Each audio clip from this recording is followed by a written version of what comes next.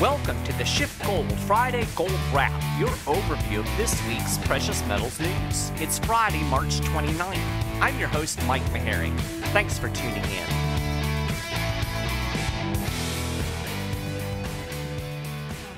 Well, apparently we don't have to all learn Russian. It looks like there wasn't any collusion, or at least not enough evidence for the politicos to make hay out of it. To be honest, though, I wouldn't be surprised if the Russians had tried to influence the U.S. election. That's what governments do, right?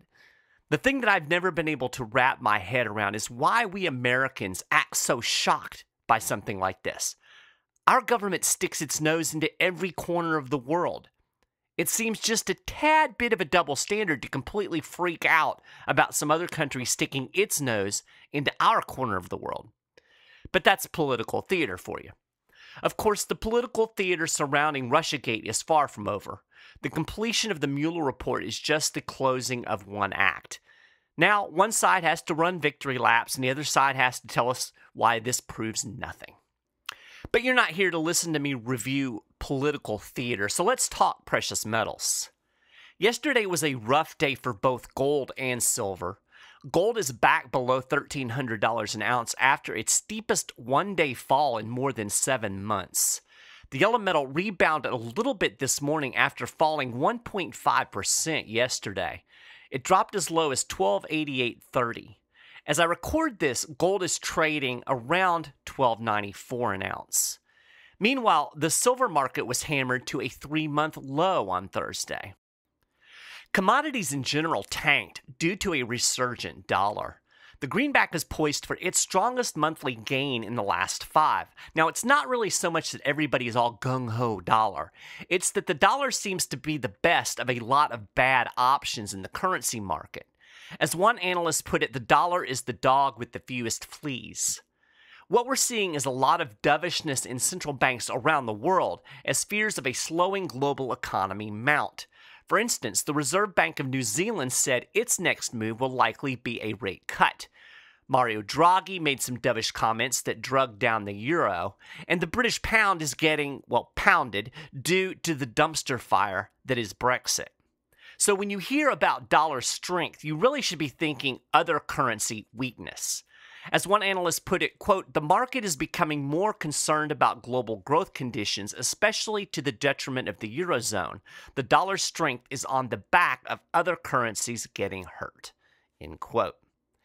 Anyway, as we close out the month, gold is on track for its first weekly fall in 4, and it's down about 1.8% on the month. But if you pull back a little bit further, gold is actually on track for its second straight quarterly rise. We got the final revised Q4 GDP number yesterday, and this will demonstrate to you the bizarro world of market thinking. Initially, Q4 GDP was estimated at 2.6%. Yesterday, it was revised down to 2.2%. So, the economy grew even slower than was first estimated. But this was good news. You know why? Because the markets expected a downward revision. The markets think this is good news because it was, quote, in line with expectations. But it's lower. Do you see how dumb this is? This is why it's never a good idea to get too up or too down about daily market fluctuations. At any rate, Trump's 2018 GDP came in below the target of 3%. According to the Commerce Department, the economy grew by 2.9% last year, so just barely missed that target. But do you know where we are seeing plenty of growth? Deficit spending. Uncle Sam ran an all-time record deficit of $234 billion in February, according to a Treasury Department report released last Friday. Now, remember back when Republicans were worried about deficits? Yeah, good times. According to Business Insider, the February 2019 deficit topped the previous high of $231.7 billion set in February 2012.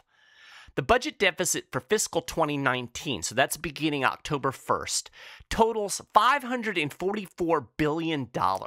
That's a 39% increase over the same period in fiscal 2018. According to the Treasury Department numbers, tax receipts are down about 1%, and spending has increased 9% so far in this current fiscal year. Total spending in February, 1 month, came in at $401 billion. Uncle Sam has spent over $1.82 trillion through just the first 5 months of fiscal 2019.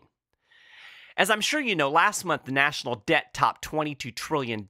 When President Trump took office in January 2017, the debt was at $19.95 trillion. That's a $2.06 trillion increase in the debt in just over 2 years.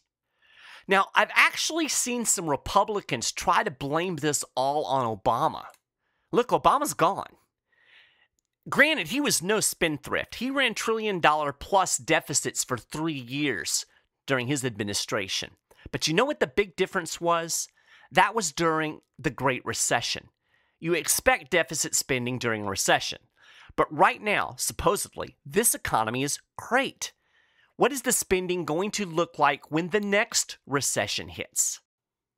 Look, I'm not an Obama apologist. I'm certainly no spokesperson for the Democratic Party.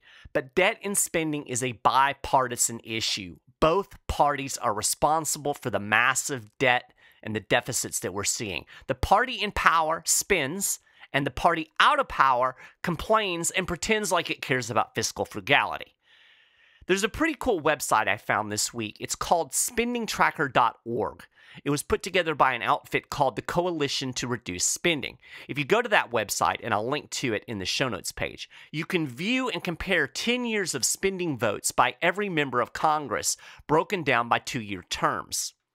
The Heartland Institute used the website to broadly analyze spending in the 115th Congress, so that would be 2017 through 2018, when Republicans controlled both houses.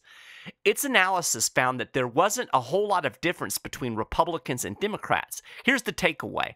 Members of Congress from both parties support spending inordinate amounts of money.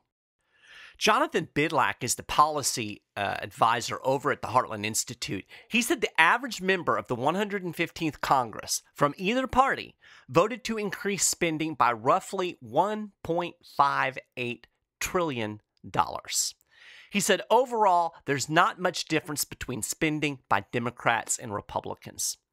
And what's interesting is if you actually look at that Congress, when Republicans controlled both houses, you'll find that a lot of the Democrats were on the lower side of the spending votes. I looked at my own House delegation here in Kentucky. I'll post a screenshot of that in the show notes page. 4 of the 6, all Republicans, voted for more than $1 trillion in spending. The Democrat, John Yarmuth, actually voted for the second lowest amount of spending of the whole bunch. Now, it's not that John is a frugal statesman. No. He's a big spending lefty. But like a lot of Democrats in the last Congress, he voted against some of the spending bills, basically just trying to obstruct Republicans. It wasn't that he didn't want to spend the money, he just didn't like GOP priorities. And he knew the money was going to get spent anyway, so he could afford a protest vote here and there.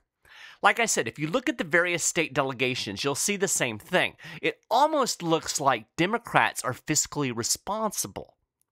Of course, some of them voted for the big spending in lockstep with the Republicans. My point here really is that when it comes to spending us into oblivion, it's a bipartisan game. Don't ever let the GOP fool you into believing it is fiscally conservative ever again. Oh, the 6th member of the Kentucky congressional delegation, the one who voted for the least spending, that was Thomas Massie.